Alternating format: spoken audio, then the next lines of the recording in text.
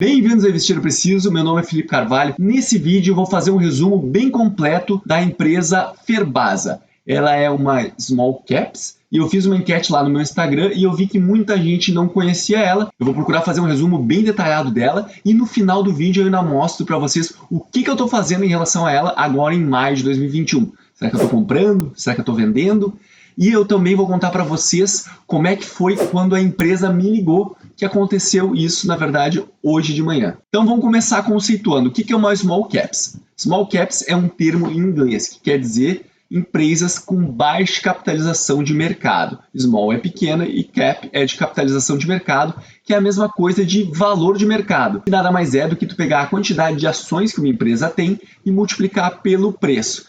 Se, digamos, a empresa tem 10 ações e o preço das ações é 10, então o valor de mercado dela é 100. Não existe um único conceito que diz, até esse valor é uma small caps, mas geralmente abaixo de 5 bilhões pode ser considerado uma small caps. Então, como existem variações de valores na literatura, eu vou mostrar aqui para vocês o critério que a Bolsa Brasileira usa para determinar se uma empresa é ou não é uma small caps. Existe um índice, que é aqui o índice das small caps, que ele busca acompanhar o rendimento de uma carteira de empresas small caps. Então, ele tem que dizer o que é uma small cap. Então, a gente pode ver aqui que ele coloca aqui o objetivo desse índice é acompanhar o retorno, desempenho médio de uma carteira de ativos compostos por empresa de menor capitalização. E para ser caracterizada como uma small caps, tem que estar aqui nos 15% de empresas com menor valor de mercado e tem mais alguns critérios de negociabilidade, ou seja, a empresa tem que ter negócios acontecendo, tem que ter gente comprando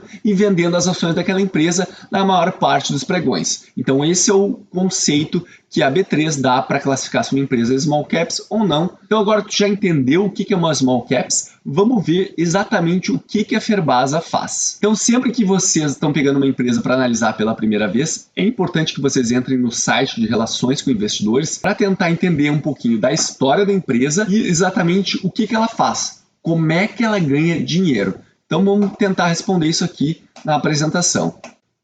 Então a gente primeiro vê que a Ferbasa ela exerce 4 atividades. Atividade de extração, de produção de energia, de mineração e de metalurgia. Na verdade, a gente vai ver que a atividade principal dela é metalurgia, ou seja, é a produção de ferroligas. Alguns tipos diferentes de ferroligas e as outras 3 áreas de negócio, na verdade, elas dão suporte para essa produção. A gente pode ver, então, que ela está concentrada ali no estado da Bahia e aqui tem informação que é uma empresa bastante verticalizada. E o que quer dizer essa verticalização das operações? Quer dizer que, basicamente, todas as matérias-primas, ou a maior parte delas, que ela usa para produzir as ferroligas, estão dentro do controle do ciclo produtivo da empresa. A gente já vai entender isso aqui mais nos próximos slides. E também 95% das reservas de cromita no Brasil, e cromita é uma matéria-prima para produzir o ferrocromo, elas estão sob o controle da Ferbasa, das minas da Ferbasa. Então a gente falou ali, tem 4 segmentos: florestal, mineração e eólica. Só que esses 3 aqui, na verdade, eles são só processos meio, vamos chamar assim, para chegar no processo fim, que é a metalurgia, que é na metalurgia que se cria as ferroligas, ferroliga de alto carbono, ferroliga de baixo carbono e ferroliga de silício. A gente já vai ver mais na frente essas diferenças entre elas, não precisa ser um químico para entender, eu com certeza não sou, mas tu tem que entender que esses negócios, na verdade, são suporte para a metalurgia. E aqui a parte florestal de negócio, a empresa tem porque ela usa esses eucaliptos como fonte, como matéria-prima para a produção de um biorredutor que ele é utilizado na fabricação das ferroligas. Então ela tem um monte de florestas lá que ela usa, ela extrai essas florestas para fazer a produção desse biorredutor e é uma produção dessas ferroligas de uma forma muito mais verde do que outros tipos de produção que não usam esse biorredutor. Então, como eu tinha falado, ele está mostrando aqui que o processo de produção da Ferbasa ele é muito mais amigável, é muito mais bom para o meio ambiente do que outros tipos de processos de produção que são utilizados na China, por exemplo, que usam como carvão mineral a fonte para produzir essas ferroligas. Então, está mostrando aqui, segundo a empresa, que isso teria uma emissão de carbono neutra, enquanto que nesse método de produção seria muito mais agressivo para o meio ambiente. Também é muito importante a gente saber que a Ferbasa ela tem uma parte social, de responsabilidade com o meio ambiente bem forte, como a gente vai ver mais para frente. Por exemplo, as florestas, a legislação diz que 20% da área protegida tem que ser preservada, enquanto que a Ferbasa ela protege em torno de 45% das áreas das suas florestas. Ela também começou a investir no ramo de energia. Mas uma empresa de metalurgia, por que ela tem que investir em energia? Bom, a gente tem que ter noção que a energia ela é basicamente 50% do custo de produção da Ferbasa. A energia com o biorredutor ali, com alguns insumos, corresponde a mais ou menos 70%. Então, é muito importante a empresa conseguir reduzir esse custo. E se vocês lembrarem, em 2015, o Brasil sofreu uma crise de energia bem forte. Até as ações elétricas despencaram bastante. Mas o que aconteceu? Que o funcionário da Ferbasa que me ligou hoje, do Relação de Investidores, então eu até encorajo vocês a entrar em contato com as relações de investidores das empresas de vocês, muitas vezes eles retornam. No caso da Ferbasa, ele me ligou e me explicou, me tirou muitas das minhas dúvidas, então foi muito bacana. Ele estava lá contando que em 2015 a empresa, a Ferbasa, tinha contrato de geração de energia e ela ia renovar esses contratos com tarifas muito mais baixas do que estava sendo praticada naquele momento. Só que aí daqui a pouco o governo disse, não, o preço da energia subiu muito, tu não vai renovar por esse preço tão pequenininho.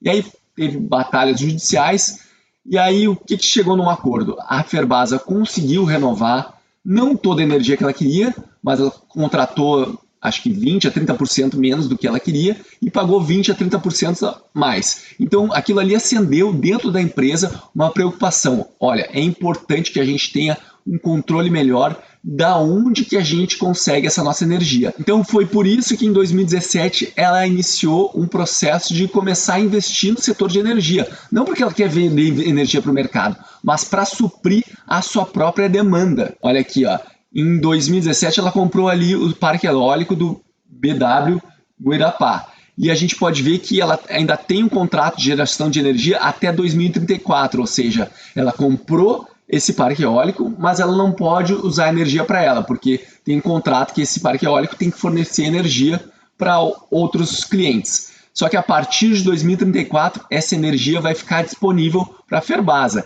e ela pode usar para ela, ou se daqui a pouco estiver em algum momento do ciclo que o preço das commodities que a Ferbasa vende, que são as ferroligas, estiver tão baixo, que pode ser que ela ache mais interessante parar um pouquinho a produção e vender energia no mercado. Ela vai ter essa liberdade.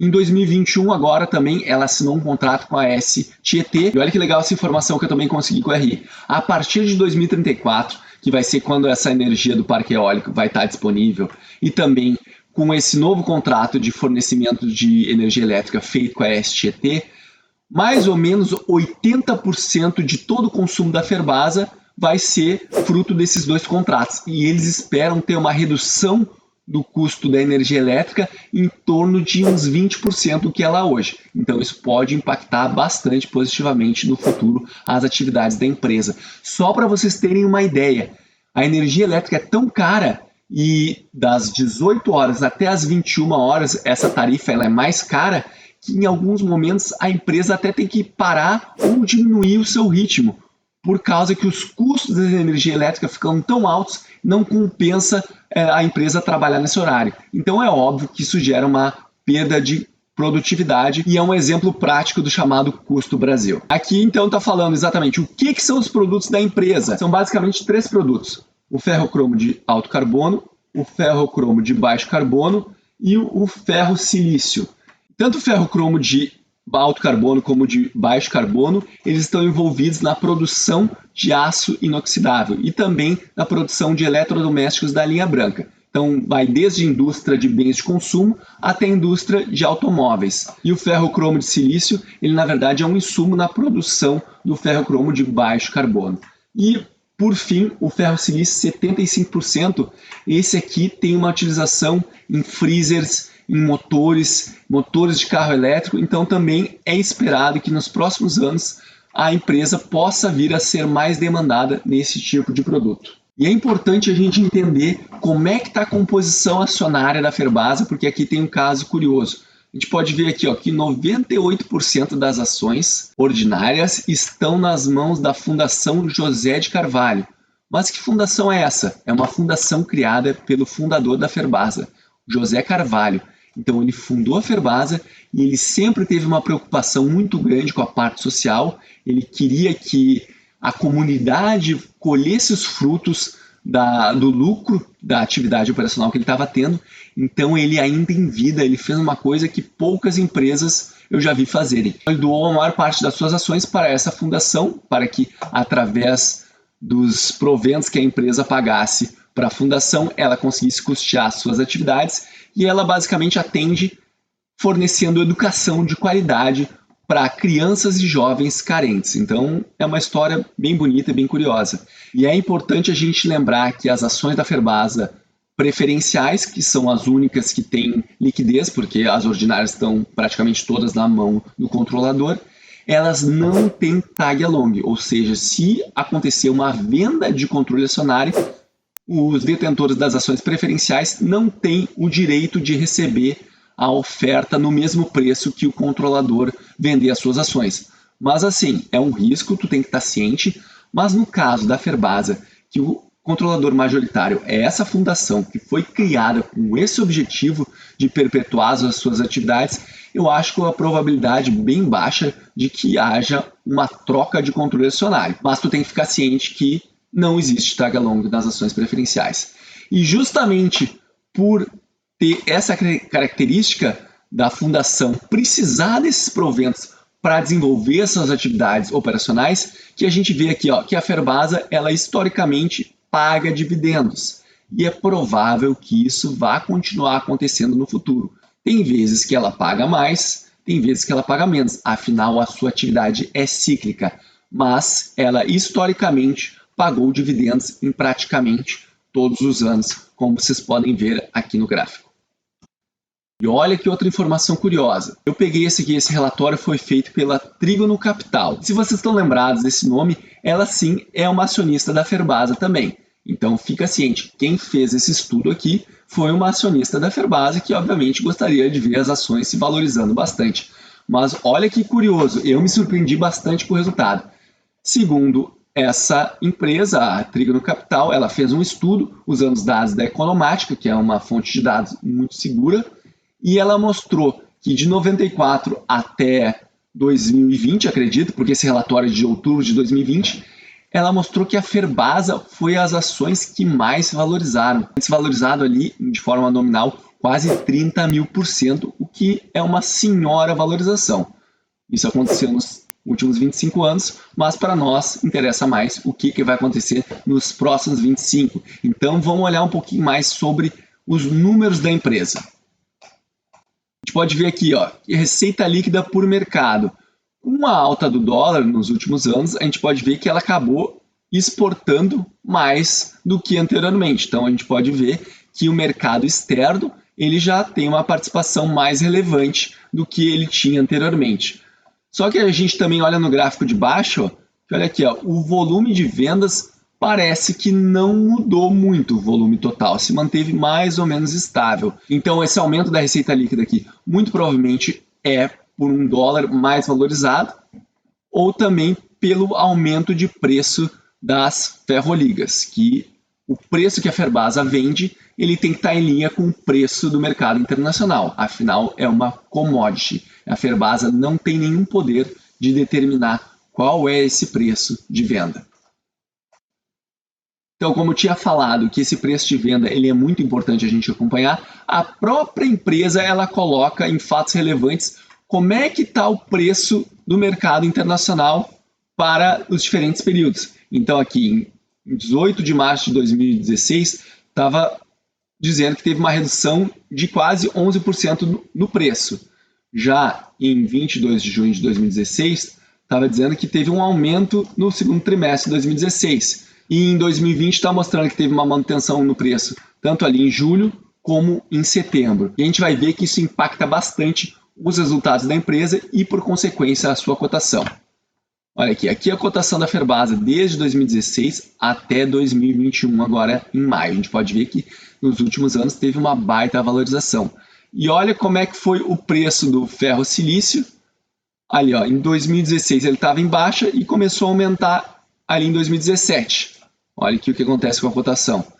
2017 e 2018 ele fica meio em baixa e agora em 2020, 2021 está em tendência de alta, mas já é esperado que no meio do ano esse preço volte a cair. Então a gente está vendo aqui que é uma empresa bastante cíclica. E olha o que aconteceu com o preço do ferro silício de alto carbono.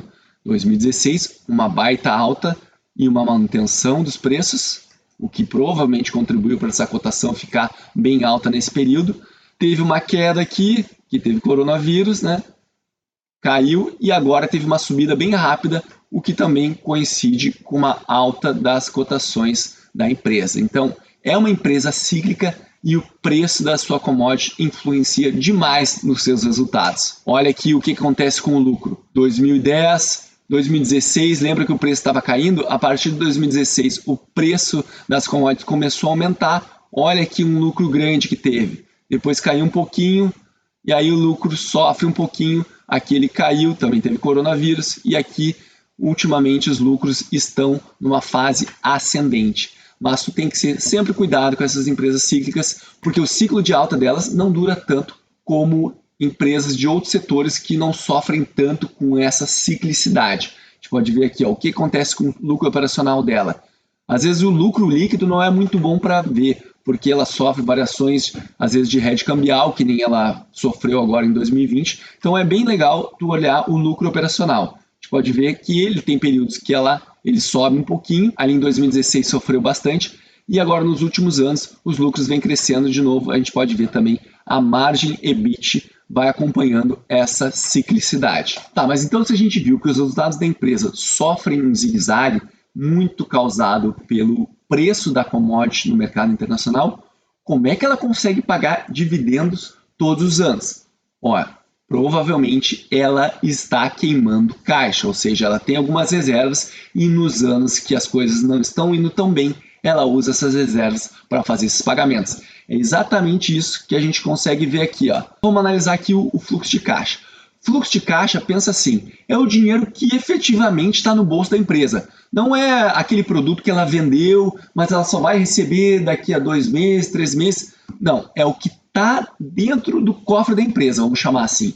O azul aqui é quanto que ela gerou de dinheiro das suas atividades operacionais. A gente pode ver aqui que certos anos ela praticamente não conseguiu gerar muito resultado nas suas operações. Possivelmente eram em anos em que o preço estava bem comprimido. E o resultado disso a gente vê na barra amarela, que ela mostra o aumento ou redução no caixa e equivalentes caixa. Quer dizer, quanto dinheiro que tinha na empresa, se aumentou ou diminuiu. A gente pode ver que nesses anos aumentou, aí todos esses anos aqui ela consumiu mais caixa do que ela gerou, ou seja, estava saindo mais dinheiro da empresa do que estava entrando.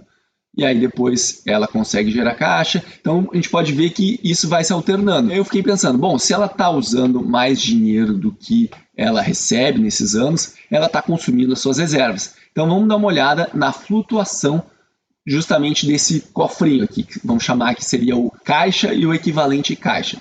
É o cofre da empresa, grosseiramente. E a gente vê justamente o que a gente já esperava. Tem momentos em que ela vai usando essas reservas, só que aí quando ela tem lucros grandes depois, ela repõe essas reservas. Então até as reservas dela sofrem com essa ciclicidade. É como se fosse uma formiguinha. No verão ela trabalha para fazer reserva, para quando chegar o inverno ela consome essa reserva.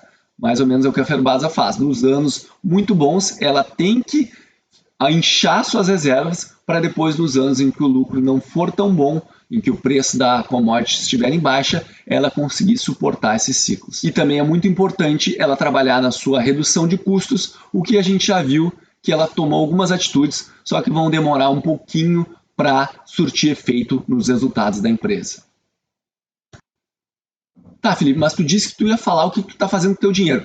E eu vou. Mas primeiro, se tu tá gostando do vídeo, tu quer mais conteúdo desse tipo, se inscreve no canal e compartilhe com os amigos para ajudar o canal a crescer. Assim eu entendo que esse conteúdo está sendo relevante para vocês. E eu preciso avisar que não é recomendação. Sério, por favor, não achem que é uma boa estratégia de investimentos vocês saírem catando vídeo na internet aí e investirem nas empresas que vocês virem falando nesses vídeos. Isso não é uma estratégia que vai te dar um bom resultado no longo prazo. Vou compartilhar com vocês para vocês entenderem o meu racional, mas não faz sentido esse meu racional tu simplesmente pegar e copiar para ti. Afinal, a carteira de investimentos é o que importa e não o que tu faz com uma ação individual. E vamos ver o que está acontecendo mais recentemente. Saiu esse comunicado ali em 19 de março de 2021, mostrando que ia ter uma alta de quase 33% no preço do ferro-cromo de alto carbono ali no segundo trimestre de 2021. E a gente já viu que geralmente isso traz um impacto bem positivo para a empresa. Ah, Felipe, então está dizendo que é para comprar? Calma, vamos terminar de analisar. Olha aqui o que já aconteceu desde lá de 2020 até agora. A empresa já teve uma valorização de quase 260%.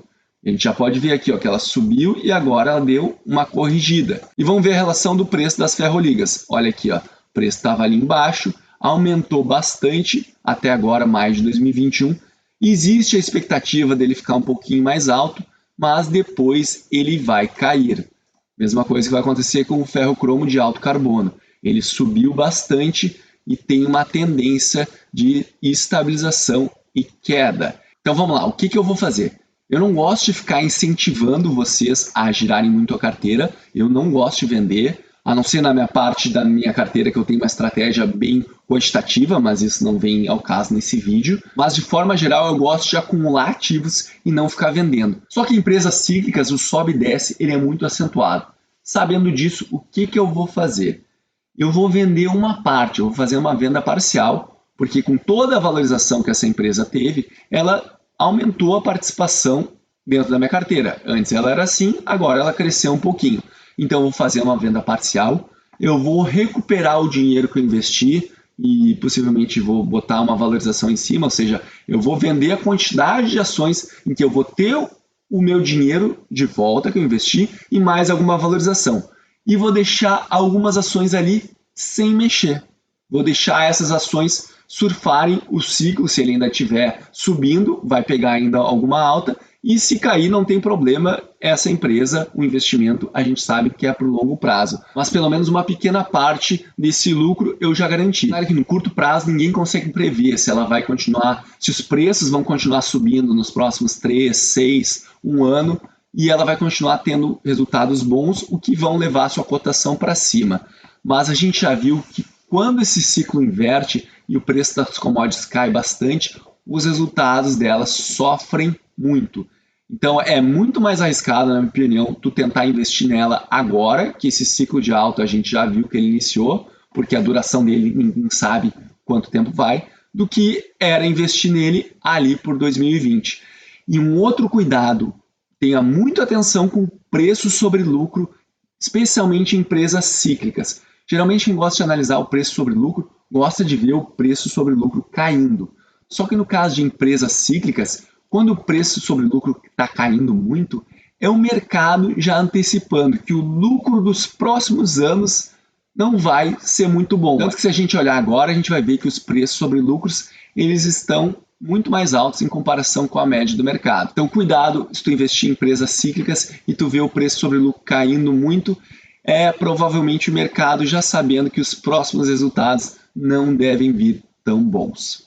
E aí, o que achou da Ferbasa? Ficou com alguma dúvida? Deixa um comentário abaixo falando o que tu achou da empresa, ou se quiser que eu faça uma análise de uma outra empresa, também deixa no comentário que eu leio todos e procuro atender à medida do possível. Lembre-se que investir é preciso, um grande abraço e até a próxima.